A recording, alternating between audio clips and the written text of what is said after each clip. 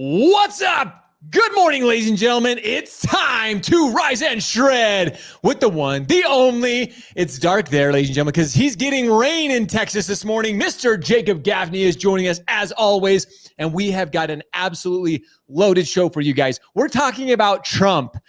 Oh, is he done blogging? Why is he done blogging? We're talking about Amazon wanting women back. We're also talking about the Fed. Did they go too far? Did they, Jacob? We're going to be talking about that and so much more. Ladies and gentlemen, volume up, share this, like this, subscribe below. It is time to rise and shred.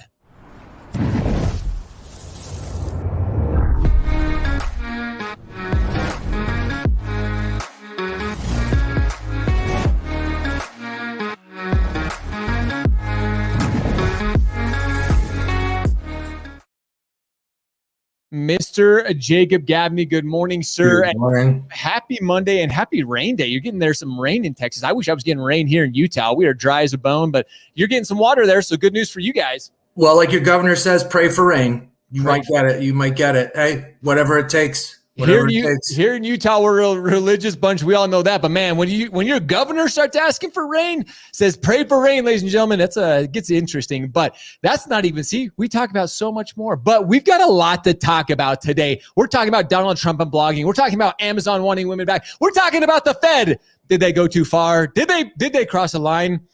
But before we get into that, how was your weekend, Jacob? Good weekend? It was great. It was amazing. Everyone's getting back. It is June 7th. Josh, do you know what June 7th is? No, I have no idea. Well, it's the first day of the rest of your life, for one. It's also the first day that a lot of mortgage lenders are getting back to work in waves. So Quicken employees, hats off to you. If you're stuck in your daily commute, not listening to the Rise and Shred show, we love you. We love all of you. We know that you're going back to work in the first, I think, of 3 waves of people coming back in. You know, we got a bunch of Michigan mortgage lenders going back to work. So everybody keep up the good work. Stay safe. Stay healthy, try to get some exercise in, and, distance fist bumps or whatever you need to do. However your boss has you set up, welcome to it. Quicken is not the only one getting back to work. We have a major problem in the workforce that is a very complicated one. I know my personal next door says, the government just gave a bunch of money to people with unemployment. Now they're too lazy to go back to work. Whoops. That's an oversimplification of everything. The truth of the matter is that 2 million women are not returning to work because they realize childcare is a suck of their money and they're not seeing their kids. And now that they've been with their kids a year, they decide they actually really like them. Oh, so, they want to hang out with their kids. And let's let moms be moms, man. Do you know what I mean? I don't know. You ever have any moms work for you, Josh? Yeah, I have a couple of them, as a matter of fact. They're the best. They're the amazing. Best. I mean, They work their tails off to keep that stability, to keep that environment for their kids. Hats off to single moms working. They work so hard. We never give them enough credit. We never give enough credit to the women in this industry. Just continue to impress every day. So now the people are getting back to work. Everybody's trying to figure out ways to lure people back to work. And once they're in work, how to keep them. So Rise and Shred was talking about Walmart wants to give every single employee a smartphone. I think that's a brilliant idea. I mean, how much does it cost? It's $500 retail. Okay, multiply that times 740,000 employees. If you work at Walmart, you're getting a free phone. Ooh, not a bad place. Not a bad boy. Yeah, I like Amazon, on the other hand, and I'm pulling up the story now. I got Isaiah. I'm going to share it right here. I like this. Go for it. They're launching something called the Returnship Program, which is going to recruit and provide job training to candidates who have left the workforce. And that means women who stop working to take care of children. So if Amazon is looking to do it, if Amazon, which has not had the best worker relations record for the past year, if Amazon is looking for opportunities to make it a more attractive place to moms, you should be too. Absolutely. It's worth looking into. Deal with the returnship, come up with a plan. You could do it, people. Let's get back to work. We need more people in this industry. We've got enough business, and it's a great way to make a living.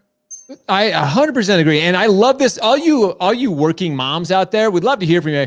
Comment hashtag a mom below if you are a working mom. This is a really interesting conversation too, because Jacob, you mentioned it. All of you guys know I have 2 kids. And this was a discussion me and my wife were actually having, Jacob. She was very nervous going into the pandemic and homeschooling. She was very nervous about it. But now we're having the discussion of like, okay, the 2021-2022 school year is just around the corner, here in a couple of months. We're in summer now, but August, kids are going to start going back to school. And now she's questioning is like, do I send them back to school? Do I still want, I love this time with my kids. Like, do I want to give that up? And this will be very interesting. I think this will affect the workplace. And I love this initiative that Amazon has put on. It's kind of like, hey, you know what?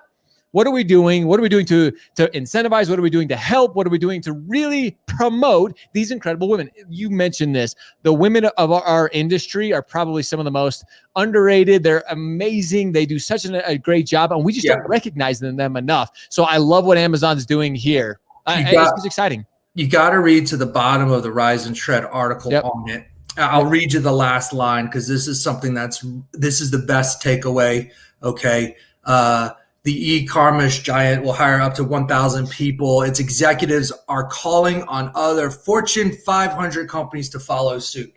Who does that? All we do in this industry, Josh, is fight one another, tooth and nail. How come our executives never get together and call on each other to better their own operations? I want to see more of that. I want to see you, Josh, as the executive of Shred, working harder to hire more people, to bring them in, to get them more training. Come on. We know you make a killing. You've got 3 boats out there on some lake in Utah. I know those boat payments. I know they don't make themselves, but you could spare some money, Josh, and hire another couple of people. Come on. I'm calling on you as a non-Fortune 500 owner of a business to make it work. I'm calling on you. I won't do it myself.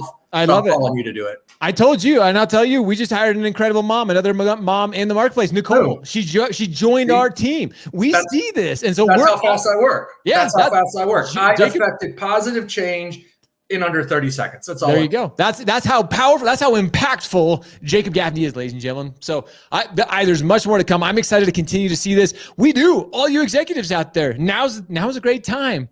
All of us had a banner year. We're looking for ways to expand, looking for ways to improve ourselves. Here it is. Here's the initiative. We're going to start with ourselves. I love it. Jacob Gaffney. Always such good. All right, man. Next story. Next topic of conversation. The feds. Yes. Did they go too far? Is this are we in some trouble with this? I feel like a lot of times you start to talk about mortgage bond purchases and monetary policy at a federal level, and it's a big snooze factor for a lot of people. They just sorry, wake up, Josh. Did I lose you there? Yep, that's sorry. About that. My bad. Here's the thing: is I know it's a sleepy corner of the economic world, but GDP is expected to be off the charts. Right. So we're going back, we're recovering. So what's going to happen to our monetary policy? Our interest rate's going to start etching up. See, that's one conversation, but that's not the whole part and parcel of the monetary policy and what the Fed Reserve does to promote capitalism, not just nationally, not just domestically, but globally. The Federal Reserve is charged with maintaining that capitalism never goes under. Okay. Right. It never falls apart. It never goes dark. It never does that. They've got a ton of crazy tools that they used in the past, like Operation Twist, all sorts of crazy things that they do to make sure the money keeps flowing. And guess what? The people who are in charge of the money that keeps flowing, the money that eventually comes to us so we can give it to people so they can move in homes, right? They're fighting over what they should be doing. As much as Federal Reserve Board directors and governors fight, they're fighting, and it's not pretty because this is our money that they're fighting over. And at stake is whether or not they should continue to pump money into the mortgage bond market, into the treasuries market. Okay. And if they should continue to be kind of a broker dealer of treasuries where they buy a bit of what they sell. Imagine how good that looks to global investors. When you're buying what you're selling, it looks good. When you're investing in your properties, right? You believe that your real estate is stable and you do all that. What does not look good is when they don't agree. Right.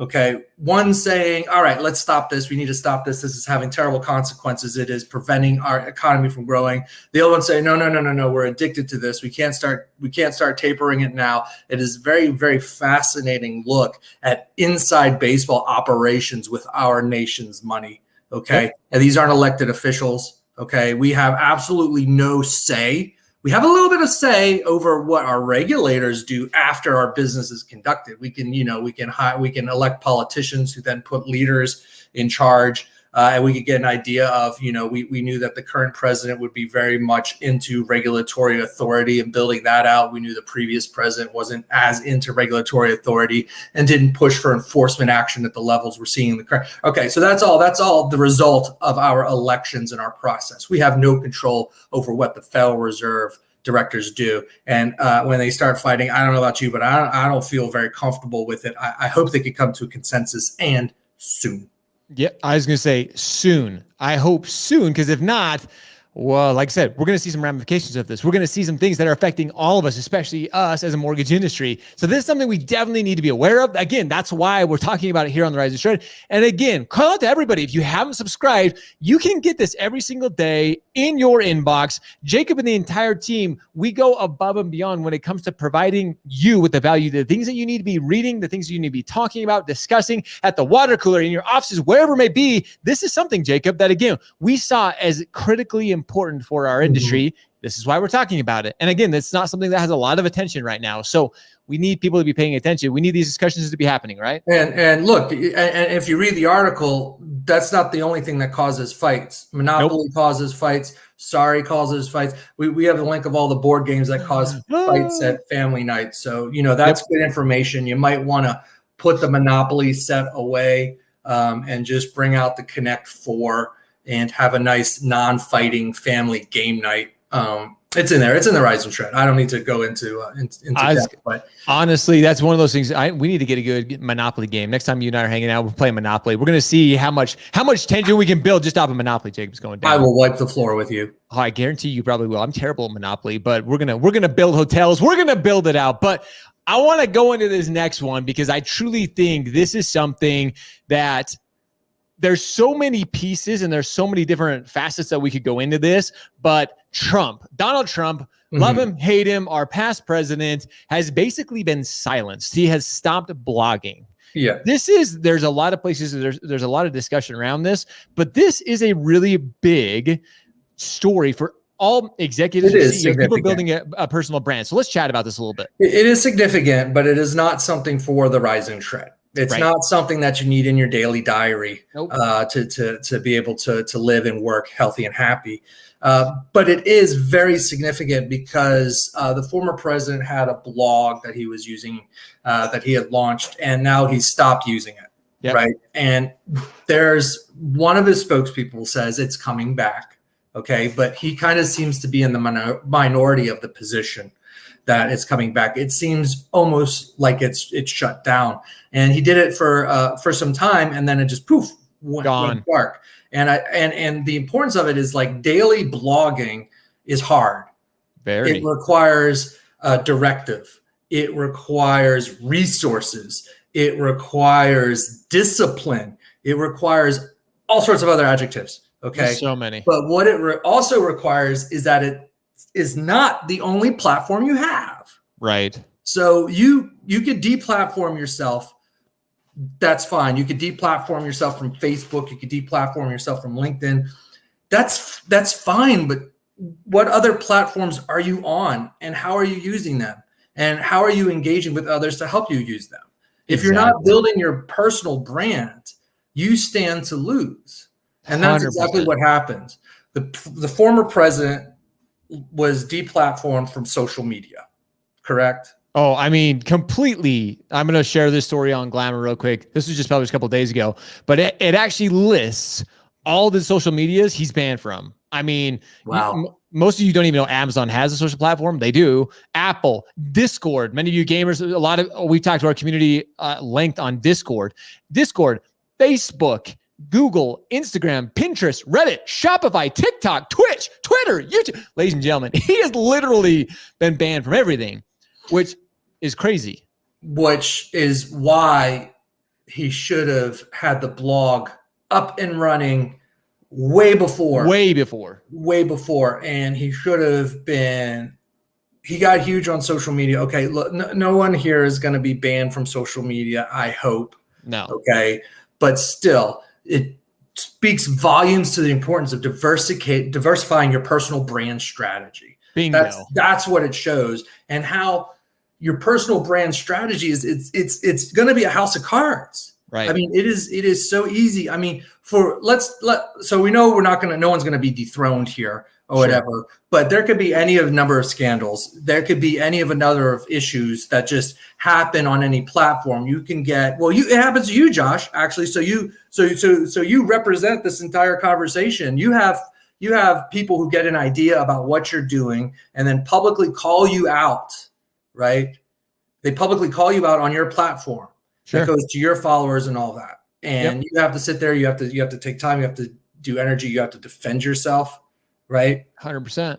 And then in the meantime, you have to have other platforms that you're considering. And the way it works is, I mean, for you and I, it's been partnership as well, right? So 100%. I'm helping you with this platform. You're helping me with that platform. We work together, separate, apart, equal, all that. And it's just part of a larger strategy that we put together over a course of some time.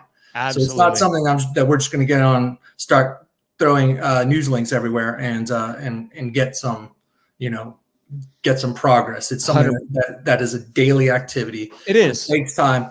One of the reasons we publish the Rise and Shred is that you can cut and paste out of that, put it on your social media, take credit for it like you found it yourself. We don't care. Yeah, just say, hey, did you know the Federal Reserve Board was fighting? This is crazy. Cut and paste that bit for Rise and Shred. Don't credit us at all. That's fine. Go and build your personal platform. Go forth. We're trying to help you do that. We're trying to give you the tools. Hope you enjoy it. Hope you love it as much as I love doing it. Do you love doing it, Josh? I love doing it, man. Absolutely love it. I want to answer that Sharon Moen, why is it crazy? I want to make sure that we're all on the same page here. It's not crazy that Trump has been banned. We're not supporting Trump here. We're not saying any of that. What we're saying is, like Jacob just said, is you have to diversify. What's crazy is that you can be banned. Like anybody, like I said, it's probably not going to happen to any of us, but it's crazy to think that somebody who has spent so much time in building a brand like Trump, like any of us, if I got banned, the fact that you have all these different social platforms that they have the opportunity, they have the discretion to ban you at any time for saying something. You could go out there and say something that they said, hey, Facebook just banned you. So that's what we're talking about. We don't want it to come off in the way that we're supporting Trump with some of his actions, some of the things he said. No, we're not saying that at all. What we're saying, and being very clear on this, is you have to diversify. You have to look at your personal brand, and you have to start looking outside of the different platforms, whether it's blogging, Facebook, Pinterest, whatever it is. You have to make sure you do diversify. If you put all your eggs in one basket, let's just say Facebook. Let's say Zuck and his team decide to shut down Facebook tomorrow. If all your eggs were in that basket, if that's where your personal brand was being built, game over. You've got to restart. And like Jacob said, and as I talk about so frequently, it is not easy. Like it takes time, it takes dedication, it takes research to really build that personal brand up. So that's why, again, to be very clear on this, that's why it's crazy to think about. It's possible. It can happen to anybody. Most of us it's not going to happen to, but that's why I want to have this discussion, is because it doesn't matter how big or small you think you are. These platforms, they hold the power, ladies and gentlemen. They at any time can just say delete. Yeah, you can. The risk of being canceled for us is very slim compared to public figures. 100%. The risk of us taking a big hit to our reputations because of someone leaving us a bad review on Google or what have you is much, much higher. Yeah. And the only way you can balance that out is by having a diversified brand strategy that goes beyond social media. Bingo. So there's a couple of institutions in our industry, Josh, that just focus on one social media channel. That is a risk. Huge when we risk. consult with them, when we advise with them, we say that is a risk. If you're doing everything all on LinkedIn, it's a risk, because anyone can go in there and leave a bad comment and that can take off. It's what we call in the industry reputational risk, and it's very, very real. So, just be aware of that. So that's your own, just you go forward and think about how you could diversify your brand strategy, and give Josh an email if you need some more information on that. Exactly. Reputational risk. I like that. And that's a whole discussion in itself later down the road. But that is something where we're seeing more and more of this industry. Our industry, the mortgage industry in particular, real estate, is just coming around to some of these ideas. It has been, you and I have fought an uphill battle trying to get companies to utilize social media in the right ways. Blogging, making sure that you're having these different facets and these different channels where you can have meaningful and valuable discussions, and creating content that is creating that value for our entire industry. And you need to have a strategy in place. So many of you, and again, we have calls every single day with companies who are just putting these strategies together now, and they're so focused on like, well, we just want to do LinkedIn. Oh, we hear TikTok's taking off. We want to go TikTok. Oh, we want to go Clubhouse. Well, that was a miscue. Sorry, ladies. Good luck on that one. But you do not want to put all your eggs in one basket. You need to make sure that you're working with somebody that's helping you diversify, that's helping you put in, and you know this more than anybody, Jacob, finding a channel, finding a distribution that is long-term. That is something that's evergreen. It can come back and time again. That's why I personally love YouTube so much, is because YouTube, you can put out a piece of content and years down the road, somebody can pick it up and see it, and it can come back into what we call, it will go viral. So keep that in mind, ladies and gentlemen. That's what this discussion is about. That's why we share this, is because really, and like Jacob said, this really wasn't so much Rise and Shred every single day worthy. It didn't go into our newsletter, but that's what we're having some discussions that, hey, maybe make you think a little bit, and maybe make that brain turn a little more. So that's it. Jacob, that's what we got for today. Anything big or exciting coming up this week that people should be watching for in the Rise and Shred? You'll have to read it to find out. Teaser. There's a lot coming up, ladies and gentlemen. This is a big week. Like Jacob said, a lot of companies going back to work this week. It will be interesting to see how we see some of these reactions. And all you working moms out there, again, we'd love to hear your comments. Love to see how you and what your thoughts are on the upcoming school year. If you're going back to work, if you're working right now, if you're going to be working with the kids again in the fall. So love to hear your thoughts and feedback on that. But we want to thank everybody for joining us on the Monday morning edition of Rise and Shred. You can catch Jacob and myself every Monday morning, 9 a.m. Mountain, 10 Central, 11 Eastern, right here on all the channels. We're diversifying. We're on Facebook. We're on LinkedIn. We're on YouTube. We're on Twitch. We're all across, ladies and gentlemen. So with that, we appreciate everybody joining us. We hope you guys have an incredible week. We love you. And it's time for all of you to go shred, go show up, hustle, repeat every day. We'll see you, everybody.